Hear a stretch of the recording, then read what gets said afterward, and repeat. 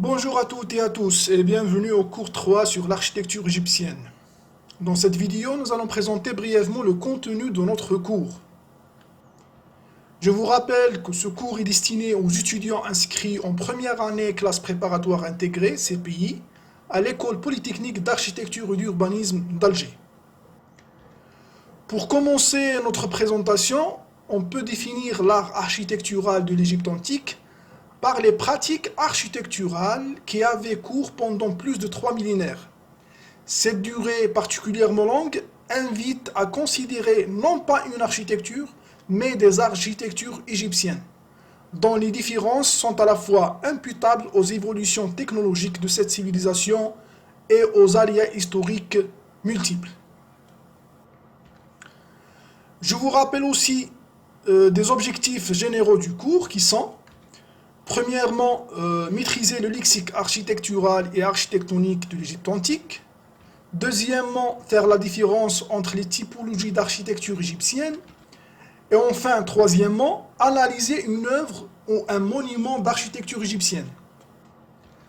Maintenant, en ce qui concerne les prérequis, et pour pouvoir tirer le maximum de ce cours, il faut connaître le suivant: la situation des civilisations pré-égyptiennes, ensuite les éléments d'architecture pré-égyptienne et les caractéristiques des typologies d'architecture pré-égyptienne, et principalement de la Mésopotamie.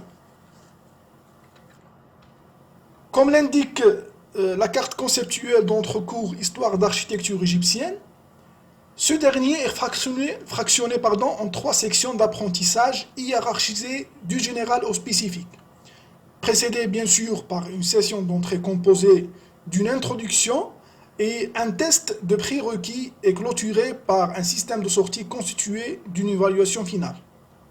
Chaque unité d'apprentissage est traitée à travers des séquences pédagogiques permettant l'assimilation des notions prévues. Et le contenu théorique du cours est consolidé par des activités d'apprentissage où ces concepts sont mis en œuvre à travers des exercices pédagogiques. L'ensemble des unités d'apprentissage sont décrites par la suite. Comme vous voyez sur ce tableau, notre cours est réparti en 3 modules ou 3 chapitres. Et pour chacun, on a déterminé les objectifs spécifiques, les tests d'évaluation continue et les tâches pédagogiques de l'apprenant. Sur ce deuxième tableau, on a présenté les séquences d'apprentissage dans notre cours.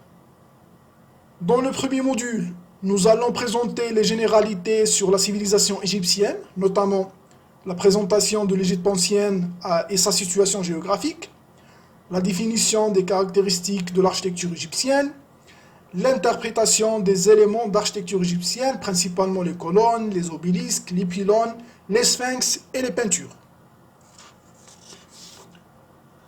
À travers le deuxième module, nous allons présenter les principales édifications égyptiennes, à savoir les mastabas, les pyramides et les temples célèbres. Et enfin, la dernière partie a été consacrée à la présentation de quelques monuments remarquables d'Égypte, à l'exemple de la nécropole de Gizeh et le temple d'Amon de Karnak. Après l'achèvement de chaque chapitre, nous avons présenté un test pour évaluer le niveau d'apprentissage de l'étudiant et afin de suggérer, en cas d'échec, une réorientation vers les points concernés.